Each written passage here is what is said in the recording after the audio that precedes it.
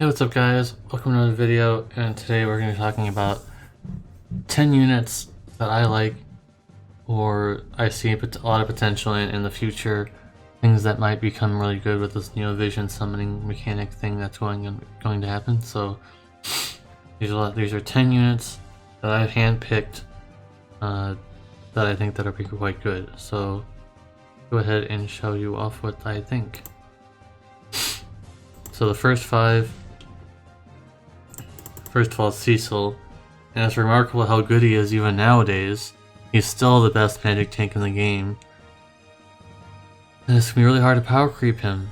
I think they've tried before, but it's just not good enough, so they need to try more. So Cecil will probably be really good after his Neovision summon mechanic thing. You have his STMR, of course, only if you have the STMRs you can switch to Neovision. So with his STMR, I'm sure he'll be insanely more powerful than he already was. Maybe he'll have the dark and light transition immediately. Maybe have permanent triple cast. Maybe have a permanent amount of mitigation on his kit instead of having to switch between them. Obviously not 70%, but maybe like 30% general mitigation permanently attached to him when he's during battle or when revived and stuff like that. So that'd be pretty decent. Maybe his limit burst, maybe a little bit stronger as well. Maybe have more things attached to it. Maybe some healing or something like that. Maybe have more, ways to do elemental resistance stuff. Maybe have some elemental resistance and also tied to healing or something like that. So that'd be pretty good. I do feel like Cecil would still be strong even in the Neovision era because he's been strong this whole time and he's been released a long time ago. And he's still useful now. Still useful. I'm still using him all the time. So that's my first pick. Then on to the next pick. This is a new person that some people might not know, but I guess we're gonna talk about a little bit of news, even though you didn't click on this video for news. They basically leaked it themselves, and that they're going to be boosting the TDH limit from 300% to 400%. So that means that TDH units probably going to be on top again, despite True Dual Wield still having the bonus of being able to equip 2 killer weapons in one hand. I still feel like, I'm sorry for all the sniffling by the way, apologies. I still feel like 400% TDH is going to be insanely powerful, so she already has 200%, so all you need to do is just equip 2 Cloud TMRs. The unfortunate thing is that if you only have her TMR, now you have to have 2 Cloud TMRs and also her TMR, so it's 3 slots used for just getting her up to par. And you obviously need her STMR for her to be good, so keep in mind guys, to Neovision old units, you need to have their STMR, so if you have STMR Muggles around, she probably will be insane. She's already insanely powerful, so just imagine her in a Neovision state. That'd be even more insane. 400% TDH, Neovisioned, probably have like almost 4k attack around that range, and being able to chain and finish at the same time, being able to help your team, or have more insane buffs, and maybe have easier ways to get quadcast available and stuff like that. So, and also her limit burst probably will get boosted as well because that's part of a rotation. So I feel like that is also an extremely good unit to pick. Kalmia feels like she's good, but it feels like there's something that needs to be added.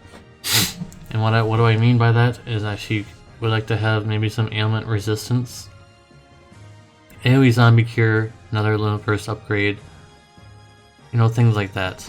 So all those things would be really nice to have. I don't think she really needs anything else. Just she needs some ailment protection and things like that. So I feel like with those kind of things, she'll be even stronger, maybe more stats. I don't know if she has guts or not, I can't remember. But if she doesn't have guts, then maybe a guts passive. Doesn't look like it, but maybe one of them are. Guts passive would be nice to have, more stats. Remember guys, you need the STMR. Moving on. Vana Vaughn is already extremely powerful, and just imagine him being in the Neovision state.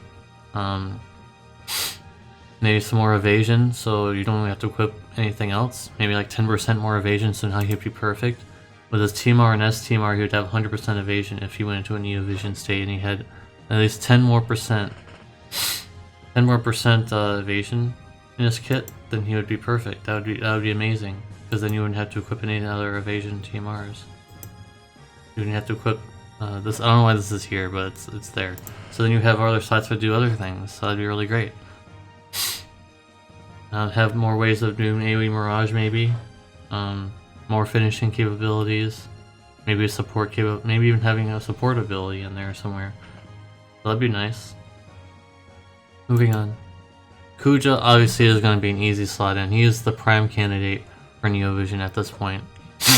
We are at the gates to Neovision territory, the gates to Neovision country, and Huija is at the top of the pack. He is the cream of the crop when it comes to that. So I feel like he's going to have the most potential. Besides the real Neovision unit that will come out on 5/1, whatever that's going to be. Wink, wink. Who knows what that's going to be, guys? They're upgrading the TJs to 400%, and we're getting Tifa in Red 13 for units. Not for units, but able to be Neovisioned, and we're getting Tifa for free. I wonder what the next King Mug is going to be, guys. Wink, wink. XD. Anyways, I think that besides that new banner unit, I think that this guy is going to be at the top of the pack when it comes to it being a mage. This guy's already destroying everything as a non-Neovision unit. Remember, just imagine this guy being a Neovision unit. Having more magic true to wield, having more killers, having more mod boosts. Maybe his level burst gets changed to something actually useful. Maybe it becomes an elemental attack instead of just non-elemental. If it becomes an elemental attack, it'd be insanely strong then, because he does get 200% level burst damage at the start of battle, so it'd be really worth it. So I feel like Huija would be really amazing. So with those out of the way, we're gonna go into the next 5. Alright, we're back with more. The other 5 that I think that'll be really good, or my picks in general. I don't know what to call this video really, but anyways. Own, which I'm 1 away from her STMR. Unfortunately, I do not have it. But I feel like she's already basically a mainstay in most teams and most trial clears, other than Sweet Luca. It's either Sweet Luca or Pwn really. For trial clears, she has so much support capabilities in her kit. So just imagine in her Neovision's version, maybe she has like triple cast more often or something like that, or able to boost other killers or things like that. Maybe more elemental imbuing, maybe a little burst upgrade. So there's that situation. She'd be really strong. Maybe more spear true to wield. She could also be a DPS because she only has 25%, which is really low. Moving on. Now the unit that I do not have the STMR for yet, but maybe someday. I'm 1 away from that, I believe. Irvine as a finisher plus DPS is really strong. He just feels like he's a little incomplete because he's one of the only units that has quadcast as a part of his rotation, because he can be a finisher. He's basically like an early version of Cleom, where you can, after using his Olympus, he'll get quadcast. He can, finish and chain at the same time. So he's kind of like an early version of Cleom, but more free-to-play friendly because he's UOC-able on the JB side. Of course, on the global side, he'll be fully UOC-able anyways, but I feel like he's very very free to play friendly compared to Cleom, because guns are much easier and you don't have a crappy TMR. I mean, his TMR is not too bad. It does have some limp burst damage, 10%, which is not too bad. And his limp burst is pretty good. So as you guys might have saw in my Irvine Destroys Everything video, he's quite good as a finisher, he's quite good as a chainer, so there's that. I know this might surprise you to have the Noctis here, but you might have more options. Maybe he'll have a chaining move in his kit as well. Maybe you have, more moves to use. Maybe more killers. Maybe an imbue, just like Phoenix Jake can do. Maybe he has some imbues he can use and imperils on top of that.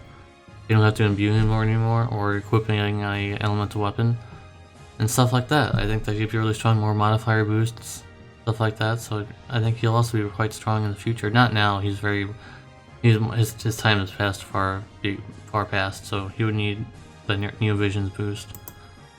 Polka, I think, has a lot of potential. She got the enhancements and you got the latent ability. She became really powerful, but other healers are still better than her. She can't do, you know, AoE raise or AoE re-raise, so if she at least had one of those two options, obviously AoE raise probably would be more essential because she just struggles with raising units. So maybe she would have like permanent triple cast for white magic or something like that in her neo-visioned unit. Maybe some more, you know, healing abilities, things like that, water resistance, stuff like that. You know how it is.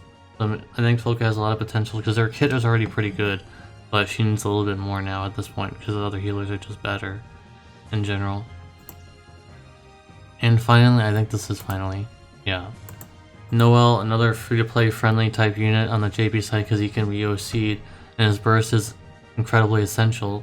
So what I'm thinking, maybe giving him triple cast, like triple cast at the start of battle, so that he can actually do some things instead of just on turn 1 he uses both cooldowns and that's it. So on top of the 2 cooldowns he could imbue, he could do, you know, get his killers going if he needs them. He could just chain normally if he needs to do that situation, so that'd be nice. On top of maybe having another cooldown type move or some kind of neo-vision.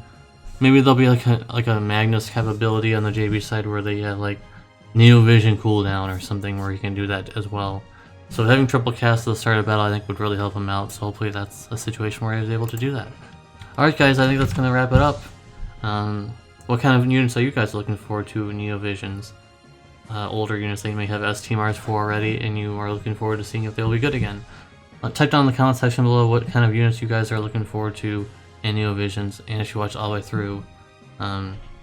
If you do this, what I'm saying, just to type in what you guys like to see happen. I'll know you watched all the way through. There's no keyword this time. Just do that. I'm curious to see what guys, maybe some units that I may have missed that you guys may have liked to seen. Anyways, guys, that's about everything out for me this time, and I hope you guys enjoyed this video, and I'll hope to see you in the next one. Peace.